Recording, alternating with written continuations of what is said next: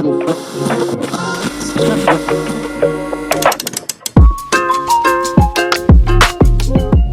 y'all, Dave up here with Up Foundation Repair, and today I wanted to talk to you about vapor barrier in a crawl space. So maybe you've noticed that your crawl space could use a vapor barrier, or maybe a professional came out and told you that you need a vapor barrier in your crawl space. Now, let's keep in mind, not all homes have crawl spaces.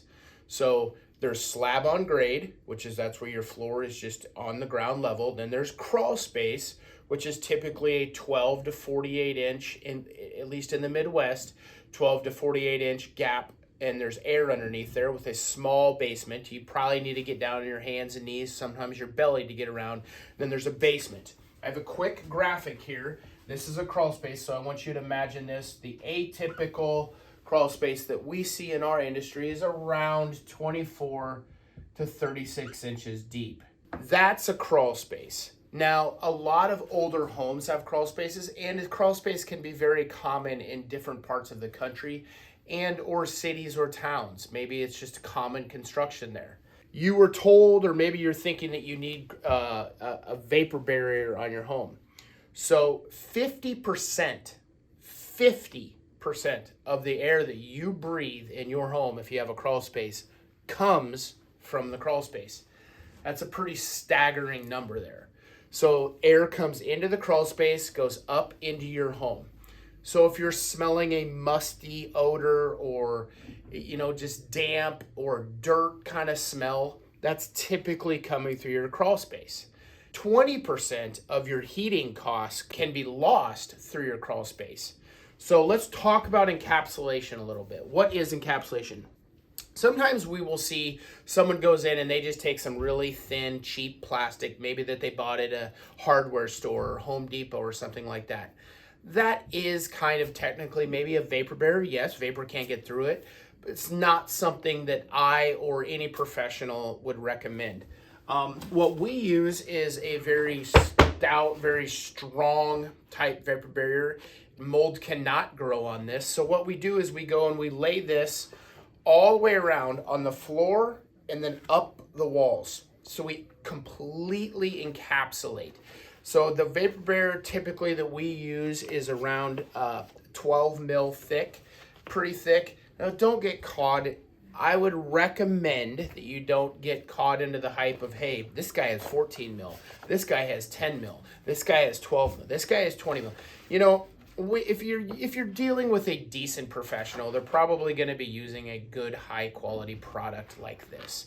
So I would just encourage you, when you start getting into the 10 mil, 12 mil, 15 mil, 20 mil, it's all, and we do vary. We use anywhere from 12 to 20 and sometimes upwards even of that. We've gotten into the 100 mil, just depending on the project, but a good solid vapor barrier will do its job.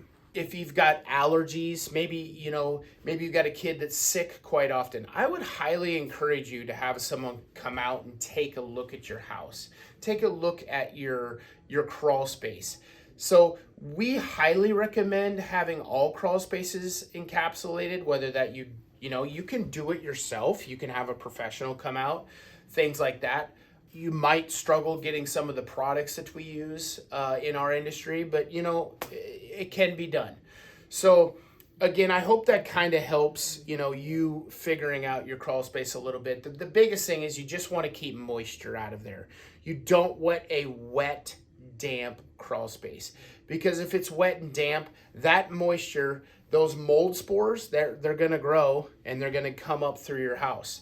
Dust mites, insects, rodents, reptiles. We see, when we get into crawl spaces, we see a lot of dead mice and rats and raccoons, and a lot of snakes, a lot of spiders, a lot of insects. And a product like this encapsulated around, it'll prevent all that. Nothing can penetrate. You can't get through this. The other thing that it kind of does for people by encapsulating is it allows them to kind of use that space. This is strong enough to throw some furniture, some luggage on it, maybe, a couple sleds from the winter or whatnot down there. So if we would come in, we would come and we would encapsulate all of this down here. We'd run it along the floor.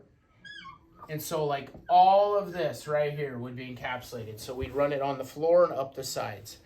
So if you have any questions or concerns, I'd recommend you reach out to your local professional.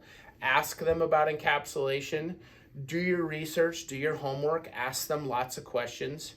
And so that's what I would recommend. Again, this is Dave Epp with Epp Foundation Repair, and I hope that this video on crawl space encapsulation helped you out. Take care.